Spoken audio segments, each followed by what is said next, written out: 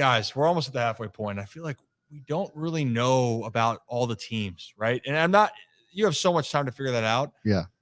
But all this talk about the Miami Dolphins and the Buffalo Bills, and I just mentioned in the previous segment about how the Ravens have 4 wins against teams 500 or better. The Dolphins are 5-2, and I believe have 2 wins of teams above 500. I have to go back and look at it exactly. The Buffalo, they don't have any wins against teams above 500. Never mind. That's what it was. I got mine confused.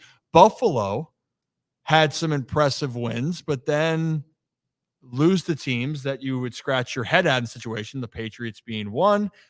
Almost lost to the Giants. So what is going on in the AFC? So, Zach, I think you summed this up best when we were talking about this.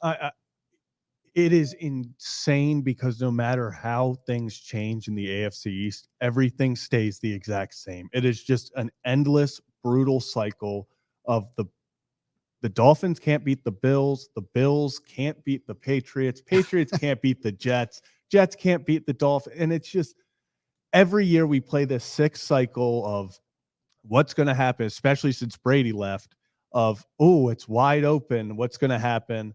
And then I think it's going to be the same thing. Dolphins jump out. Everyone's like, oh, my God, they're an incredible team.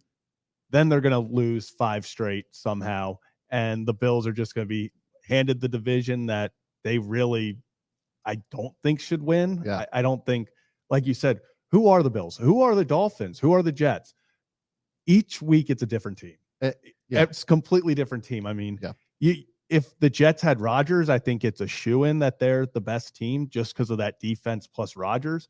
But now we get to see who wants.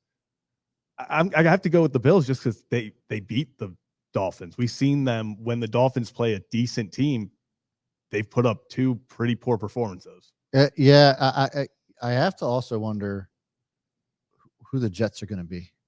Yeah, because the defense is good enough to potentially get them to the playoffs. I'm not ruling out the Jets making a wild card push. No, I think that they actually very well can. And if you want to look at their upcoming schedule, Giants, Chargers, Raiders, their next 3 games could easily all be wins. Right. So the point being of this, and this is the part, the Jets have more wins against team 500 or better than the Bills and the Dolphins. That's crazy. Right. So they beat the Bills on opening night. Right. Then they beat the Eagles. Crazy game. And obviously the Eagles felt like they made a lot of mistakes, but the Jets forced those mistakes. But think about that. They have more wins against teams 500 or more. They're going to stick around. Yes, they're going to have to find a way to take care of their divisional opponents. We've found that out, that it's so hard to beat teams in your division. You can ask the AFC North, which I don't understand that. Why was the AFC North getting so much discredit and so much flack early on? That's the only division where every team is 500 or better. I was just about to head there because, 2 weeks ago, we really didn't have any clarity in the NFL. And we always talk about this. It's every year thing, right? Like the more the season goes on, the more we're going to start to see who's who.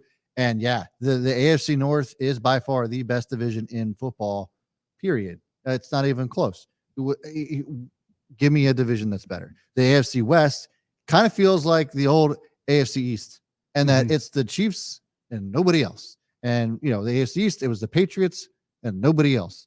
And so it sucks. It's frustrating because you would hope that at some point the Ravens are going to, as a Ravens fan, the Ravens are going to be in a division where it's the Ravens and nobody else, but it's never going to happen because we have to be fans in Baltimore. It's just like baseball. Literally. The AL East is also the same way. We're always just are struggling and grinding to get to the playoffs and actually do something, but our asses have been kicked all season long. So then we're just tired. Right.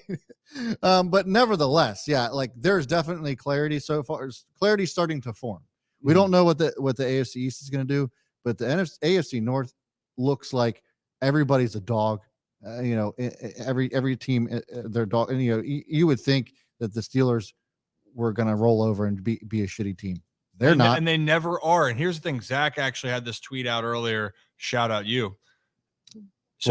So we were talking about this, each division record versus non-divisional opponents, how they've done so far. Zach, who's at the top there in record wise? Yeah, I mean, I'm not the best at reading. It's never my strong suit, but that would be the AFC North at 11-4. And honestly, no other division's even close. I mean, the next lowest loss is 8. And it really is just insane how the AFC North goes and beats up on each other and makes the entire media question, oh, so one of these teams is bad. No, they're both just really good. Yeah. And that's what you see is the AFC North is always known for even our bad teams are going to punch you in the face. Yeah. I mean, that's just our identity as a division is, the Browns, we don't really have a quarterback, lost our star running back. We're just going to beat you on defense.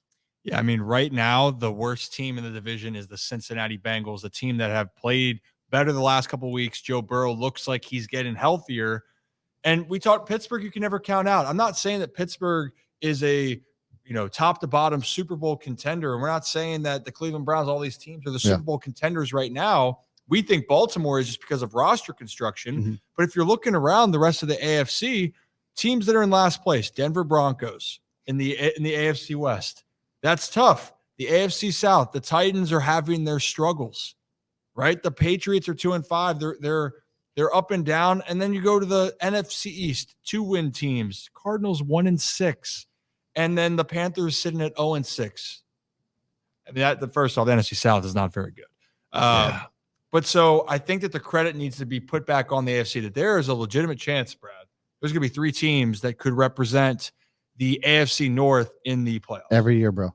Every year. It's like this. So annoying. Every year. And, and we talked about this before the season even started, Ryan. We were at the Charles. Remember we were talking about the Steelers? Everybody automatically thought the Steelers were going to be in last place. Last for odds to win the division. Yep. And look, I never said that they were going to win the division, but I was just shocked that they were last for odds and last in the division. They're going to do the Mike Tomlin special and finish 9-8.